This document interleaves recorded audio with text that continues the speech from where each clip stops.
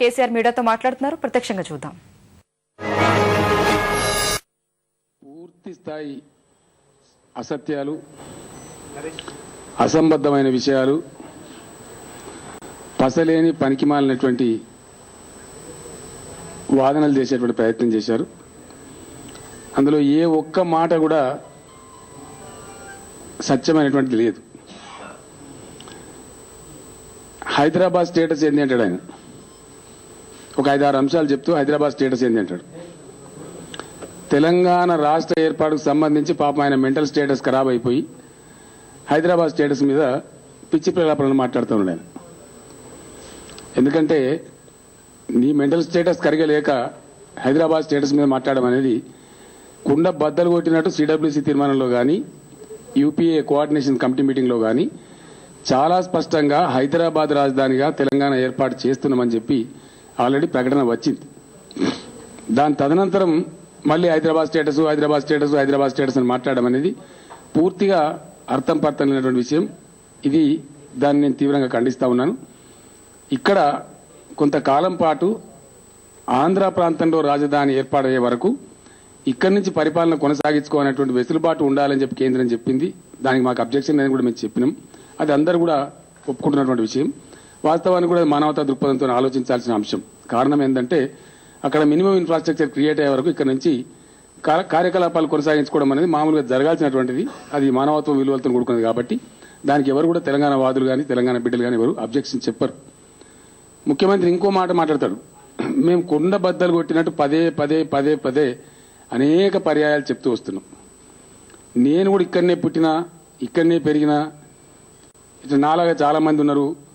ఇవాళ వాళ్ళది వేరే రాష్ట్రం అని మాట్లాడితే ఏంది వాళ్ళ గతి నేను మాట్లాడినాను. వాళ్ళని వేరే వాళ్ళు అని మేము ఏనాడు అనలే. తెలంగాణలో పుట్టిన వాళ్ళు పెరిగిన వాళ్ళు తెలంగాణ బిడ్డలే అన్నాం. నీ అంతా నువ్వు ప్రకటించుకుంటున్నావు. నేను వేరే వాడిని నువ్వు చెప్పుకుంటున్నావు తప్ప తెలంగాణ బిడ్డలు ఇవ్వాలి అనలే. ఆ మాట నేను 100,000 సార్లు చెప్పిన ఈ మాట. కిరణ్ కుమార్ రెడ్డి గారు నువ్వు కూడా ఇక్కడనే ఉండు, వాళ్ళని వద్దన్నారా? ఓ కర్రీ పాయింట్ పెట్టుకో, ఓ టిఫిన్ సెంటర్ పెట్టుకో, ఇంకేదైనా బిజినెస్ పెట్టుకో, నీ ఇష్టం ఉన్న వ్యాపారం పెట్టుకో. Who is objecting? ఎవరు చెప్తలేరు దానికి. ఆనందాన్ని తెలంగాణ వాదుల ఆనందాన్ని లేని దాన్ని ఎవరో అన్నట్టుగా తెలంగాణ వాదుల మీద తెలంగాణ ప్రజల మీద అభాండం వేసి మాట్లాడడం అనేది చాలా దుర్మార్గం. ఎందుకంటే మంచిది కాదు. ఈ టైంలో ఒక రాష్ట్రానికి ముఖ్యమంత్రి ఉండే వ్యక్తి, నేను రాష్ట్రానికి ముఖ్యమంత్రిని అని చెప్పుకుంటేనే నేను రాష్ట్రానికి ముఖ్యమంత్రి ఉండే వ్యక్తి మాట్లాడాల్సిన పద్ధతి ఇదేనా? ఇంకోటి చాలా పచ్చి అబద్ధాలు కూడా చెప్పిన వారు, చాలా పచ్చి అబద్ధాలు, ప్రజలలో లేని అపోహలు కల్పించేటువంటి అనవసరమైన అబద్ధాలు చెప్పిండ్రు. ఎటువంటి అబద్ధాలు అంటే మిగతా విషయాలు తర్వాత చెప్తాను. ఎటువంటి అబద్ధాలంటే హైకోర్టులో ఇక్కడ హైదరాబాద్ సిటీలో ఇది మా ప్రాంతము మా రాజధాని అని నమ్ముకొని వచ్చి ఇక్కడ దాదాపు 40-50 వేల మంది ఆంధ్ర అడ్వకేట్స్ ఉన్నారు ఉంటాడు ఆయన. ఈ ఒక్క మాటతోనే ఇక ఆంధ్ర వాళ్ళు చేసేటువంటి ఆ ఆర్గ్యుమెంటు వాళ్ళ స్ట్రాటజీ ఎంత అబద్ధమో మనకు చాలా స్పష్టంగా అర్థమవుతుంది. ఎంత బ్లాటెంట్ లైస్ మాట్లాడతారు, ఎంత మిస్కోడ్ చేయడానికి ప్రయత్నాలు చేస్తారనే దానికి దాన్ని మించిన ఉదాహరణ ఇంకోటి మనకు అవసరం లేదు. ఇది నా కవిత్వం కాదు. ఇది నేను పొద్దున హైకోర్టు రిజిస్ట్రార్ నుంచి తీసుకున్నటువంటి లెక్కలు ఇవి. బాజాప్తా హైకోర్టు రిజిస్ట్రార్ నుంచి ఏపీ బార్ కౌన్సిల్ నుంచి తీసుకున్నటువంటి సేకరించినటువంటి లెక్కలు ఇవి. ఆంధ్రప్రదేశ్ 23 జిల్లాలు హైదరాబాద్తో సహా కలిపి మొత్తం ఎన్రోల్డ్ అడ్వకేట్స్ యొక్క సంఖ్య 75,000 మాత్రమే. ఈ మధ్య జరిగిన బార్ కౌన్సిల్ ఎన్నికలలో కూడా ఇది టోటల్ 23 జిల్లాలు ఆంధ్రప్రదేశ్ ఇంక్లూడింగ్ హైదరాబాద్. ఇందులో 40,000 మంది సీమాంధ్ర ప్రాంతంలోని 13 జిల్లాలలో పనిచేస్తారు. 45,000 ఎంప్లాయీస్. మిగిలిన 35,000 మంది ఎంప్లాయీస్ మటుకు 40,000 సీమాంధ్రలో అడ్వకేట్స్, 35,000 మెంబర్స్ లాయర్స్ ఏమో హైదరాబాద్ మరియు తెలంగాణ 9 జిల్లాలలో పనిచేస్తారు. హైదరాబాద్లో ఉండేది కేవలం 10 నుంచి 15,000 అడ్వకేట్స్ మాత్రమే. ఇందులో ఆంధ్ర అడ్వకేట్స్ 3 నుంచి 4,000 మాత్రమే. 3 నుంచి 4,000 ఆంధ్ర అడ్వకేట్ ఉండేటువంటి హైదరాబాద్ నగరంలో 40-50,000 మంది ఉన్నారని ముఖ్యమంత్రి చెప్తే ముఖ్యమంత్రి కార్యాలయం ఏం చేస్తుంది, ఆయన పిఏలు ఏం చేస్తారు, ఆయన సెక్రటరీలు ఏం చేస్తారు? ఇంత పచ్చి అబద్ధాలు ముఖ్యమంత్రి గారితో ఎట్లా మాట్లాడిస్తారు? ఆయన గౌరవం, ఆయన పోస్టు గౌరవం ఏంది? ఇంత పచ్చి అబద్ధాలు. ఈ మాట మీద నేను కిరణ్ కుమార్ రెడ్డి గారిని ఛాలెంజ్ చేస్తా ఉన్నా. I'm ready for a open debate. Jubilee హాల్లో పెడతారా? ఎక్కడ పెడతారో చెప్పండి. I will come clean statistics which I have taken from the registrar of high court, which I have taken from the AP bar council. These are the accounts. ఇవి ఇట్లా ఉంటే ఇటువంటి మాటలు ప్రచారం చేస్తారు. మేము హైకోర్టు అంట గుంటూరుకి వెళ్ళి తరలిచ్చిందట. ఇక అంతకుముందు హైకోర్టు లేనట్టు. తెలంగాణకు హైకోర్టు ఏర్పడింది 1919లో. కిరణ్ కుమార్ రెడ్డి గారు డోంట్ ఫర్గెట్. తెలంగాణకు హైకోర్టు నిజాం ప్రభుత్వం జమానాలోనే 6 జడ్జీలతోని 1919వ సంవత్సరంలోనే ఇక్కడ హైకోర్టు ఏర్పడ్డది, ఫంక్షనింగ్లోకి వచ్చింది 1919లో. మీ ఆంధ్ర హైకోర్టు అనేది ఏర్పడ్డది ఎప్పుడు బాబు? మీరు 1953లో ఆంధ్ర రాష్ట్రం ఏర్పడితే 1954లో, అంటే అనేక దశాబ్దాల తర్వాత మీ ఆంధ్ర హైకోర్టు అనేది గుంటూరులో ఏర్పడ్డది. మేము నమ్మి తరలిచ్చినామంటూ మీ గుంటూరు అడ్వకేట్లు, మీ విజయవాడ అడ్వకేట్లు ఇక హైకోర్టు బెంచ్ పెట్టాలని చెప్పి అనేక పర్యాయాలు ధర్నాలు చేసిండ్రు. ఇలా స్వయంగా హైకోర్టు ఆడికి పోతుంటే వాళ్ళు బ్రహ్మాండంగా వెల్కమ్ చేస్తారు కదా. దాన్ని ఎందుకు కన్ఫ్యూజ్ చేస్తున్నావు నాకు అర్థం కాదు. ఎవరిని భయపెట్టడానికి చేస్తున్నావు? ఇది ఎక్కడి పచ్చాబద్ధం?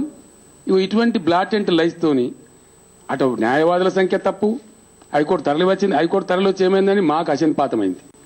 ఇక్కడ సీనియర్ జడ్జిగా ఉన్నటువంటి ఆనాటి సీనియర్ జడ్జి కొమరయ్య గారిని జూనియర్ జడ్జిగా పరిగణించి ఆంధ్ర హైకోర్టు సీనియర్ హైకోర్టు అని చెప్పి అది కూడా అబద్ధం ఆడి, వాస్తవానికి సీనియర్ హైకోర్టు తెలంగాణ హైకోర్టు 1919లో ఏర్పడ్డది. మీది 1954లో ఏర్పడ్డ హైకోర్టు. ఆనాడు ఇక్కడ మా న్యాయమూర్తుల యొక్క నోట్లో మన్నుపోసి ఇక్కడ జడ్జీలందరినీ జూనియర్గా పరిగణించి మీరు తెలంగాణ హైకోర్టును ఎక్లిప్స్ చేసిన అన్నాడు.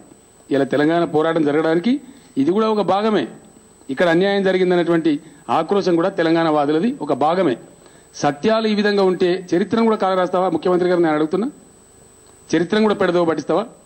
1919లో తెలంగాణ హైకోర్టు ఏర్పడ్డ మాట నిజం కాదా? 1954లో గుంటూరులో మీ ఆంధ్ర హైకోర్టు ఏర్పడ్డ మాట వాస్తవం కాదా? ఇది హిస్టరీ కాదా? హైకోర్టు చరిత్రలో ఉండదా? చరిత్రలో ఉండదు. ఇది దీన్ని కూడా అబద్ధం చెప్పి మసిపూసి మారేడుగాయ చేసి ఇట్లా చెప్తే దీన్ని ఏమనాలి?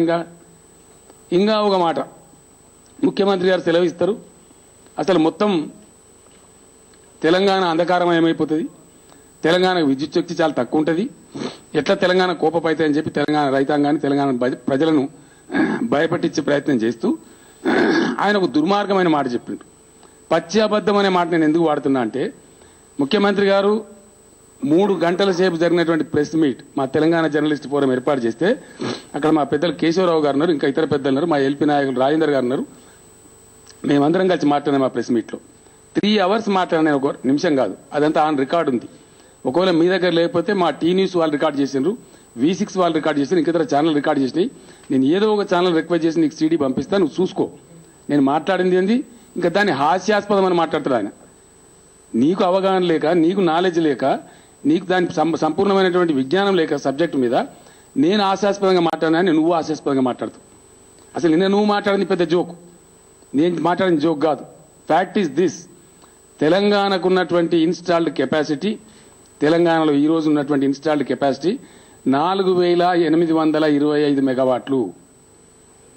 ఇది యాజ్ ఆన్ టుడే, ఈ రోజు జెన్కో దగ్గర ఉన్నటువంటి 4825 megawatts is the installed capacity of Telangana. This apart, Telangana gets 1200 megawatts of power from the central sector. తెలంగాణకు ఉండే రైట్ ప్రకారం ఆంధ్రప్రదేశ్కు 3000 TMC అలొకేషన్ ఉంది. దానిలో 1260 megawatts 42% ప్రకారంగా తెలంగాణ వాటా ఉంటుంది. అంటే అది ఇది మొత్తం కలిపినప్పుడు 4800. ఈ 4800 మేము పరిగణలోకి తీసుకోం. ముఖ్యమంత్రి గారు కూడా అదే మాట కొంత చెప్పిండొచ్చు. కారణం ఏంటంటే దీనిలో ఈ 4825 మెగావాట్లలో, ఇది కొద్దిగా కేర్ఫుల్గా రాయాలి దయచేసి మీరు, నా రిక్వెస్ట్. ఫిగర్స్ తప్పు పోతాయి, నేను రిపీట్ చేయమన్నా చేస్తాను, ఎవరికైనా డౌట్ ఉంటే కూడా అడగండి. The total installed capacity of Telangana is 4825 TMC megawatts. TMC కాదు సార్, వాటర్ మీకు వస్తుంది, మెగావాట్స్. ఇందులో థర్మల్ పవర్ వచ్చి 2282 మెగావాట్లు. 2282 మెగావాట్స్ థర్మల్ పవరు. అట్లనే 2543 మెగావాట్స్ హైడల్ పవర్. ఈ హైడ్రో ఎలక్ట్రికల్ పవర్ అనేది కొంచెం వల్నరబుల్. వర్షాలు బాగా పడి ప్రాజెక్టుల్లో ఫుల్గా వాటర్ ఉండి మంచి ఫేవరబుల్ మాన్సూన్ ఉంటే ఇది పర్మనెంట్గా ఉంటుంది, లేదంటే మాత్రం ఇది కంటిన్యూగా ఉండదు, కాన్స్టాంట్ పవర్ కాదు. బట్ దానిలో పనిచేసేటువంటి ఇంజనీర్లు, టెక్నీషియన్స్, సాంకేతిక విజ్ఞులు చెప్పిన దాన్ని బట్టి కాన్స్టాంట్గా తెలంగాణకు ఉండేటువంటి హైడల్ పవర్ 800 మెగావాట్స్గా మనం పరిగణలోకి తీసుకోవచ్చు. కాన్స్టాంట్గా ఉంటుంది, సంవత్సరం పొడుగుతా కూడా ఒక 800 మెగావాట్స్ హైడల్ పవర్ మాత్రం తెలంగాణకు అందుబాటులో ఉంటుంది. దెన్ అప్పుడు ఎంత అవుతుందంటే తెలంగాణకు ఉండే installed capacity, non vulnerable installed capacity, పక్కాగా ఉండేటువంటి కెపాసిటీ 3082 మెగావాట్లు అవుతుంది. 3082 3082 మెగావాట్స్ అవుతుంది. దీనికి దాదాపుగా 1200 టీఎంసీలు మెగావాట్స్, 1200 మెగావాట్స్ 42% షేర్ ప్రకారంగా మాకు 1260 మెగావాట్స్ దీనికి కలిసి వస్తుంది. అప్పుడు 4342 మెగావాట్లు పక్కా ఇన్స్టాల్డ్ కెపాసిటీ తెలంగాణకు ఉంటుంది. 4342 ఇది ఇంక్లూడింగ్ సెంట్రల్ సెక్టార్, స్టేట్ జెన్కోది కాకుండా, తెలంగాణ స్టేట్ జెన్కోది కాకుండా సెంట్రల్ సెక్టార్ నుంచి వచ్చే 1260 మెగావాట్లు కలుపుకుంటే అదంతా కూడా థర్మల్ పవరే, అక్కడ ఐడల్ పవర్ లేదు. అది థర్మల్ కావచ్చు, ఇంకోటి కావచ్చు, రకరకాల పవర్, ఆటమిక్ పవర్ కావచ్చు, అవన్నీ కలిపి ఉంటుంది. అప్పుడు 4342 టీఎంసీ మెగావాట్స్ మాకు అందుబాటులో ఉంది. ఇవాళ net utilization, net consumption of power by Telangana per day is 6800 megawatts. To be precise, rough గా 7000 అని చెప్తుంటారు, but to be precise correct figure చెప్పానంటే 6800 మెగావాట్ల విద్యుత్ శక్తి యొక్క అవసరం తెలంగాణకు ప్రతిరోజు ఉంటుంది. దెన్ ద గ్యాప్ ఎంత ఉంది మాకు? 2458 మెగావాట్ల గ్యాప్ ఉంది తెలంగాణకు. తెలంగాణకు ఉండే పవర్ పోను ఉన్న గ్యాప్ ఎంత అంటే 2458 మెగావాట్లు గ్యాప్ ఉంది తెలంగాణకు. అంటే షార్టేజ్ ఉంది, 2458 మెగావాట్ షార్టేజ్ ఉంది. దీనికి ఇప్పుడు దిస్ ఇయర్ సెప్టెంబర్, ఈ ఇయర్ సెప్టెంబర్లో జూరాల నుండి సెకండ్ ఫేజు 240 మెగావాట్స్ వస్తూ ఉంది. ఈ సెప్టెంబర్లోనే యాడ్ అవుతా ఉంది. జూరాల దగ్గర హైడ్రో ఎలక్ట్రికల్ దగ్గర, జూరాల దగ్గర పవర్ చాలా రోజులు ఉంటుంది. కారణం ఏంటంటే కృష్ణ దాటేదే జూరాలను దాటిన తర్వాత, ఆడ కొద్దిగా ఎక్కువ రోజులు ఉంటుంది. మామూలు ప్రాజెక్టుల కంటే జూరాల దగ్గర ఉండేది కొంచెం ఎక్కువ రోజులు మాకు వచ్చే ఆస్కారం ఉంటుంది. ముందుగా స్టార్ట్ అవుతుంది, ఎక్కువ రోజులు ఉంటుంది అది. దాని తర్వాత సింగరేణిలో 240 మెగావాట్లు ఇప్పుడు వస్తూ ఉంది జూరాల దగ్గర, ఈ సెప్టెంబర్లోనే వస్తూ ఉంది. దెన్ సింగరేణిలో 1200 మెగావాట్లు ఎక్స్పెక్టెడ్ ఇన్ జూన్ 2014.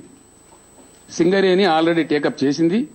ఇది ఆదిలాబాద్ జిల్లా చెన్నూరు నియోజకవర్గం ప్రాంతంలో ఈ ప్లాంట్ వస్తూ ఉంది. జైపూర్ దగ్గర ఇది 1200 మెగావాట్లు వచ్చే సంవత్సరం అందుబాటులో వస్తూ ఉంది. మరో కొద్ది నెలల తర్వాత అందుబాటులోకి వస్తూ ఉంది.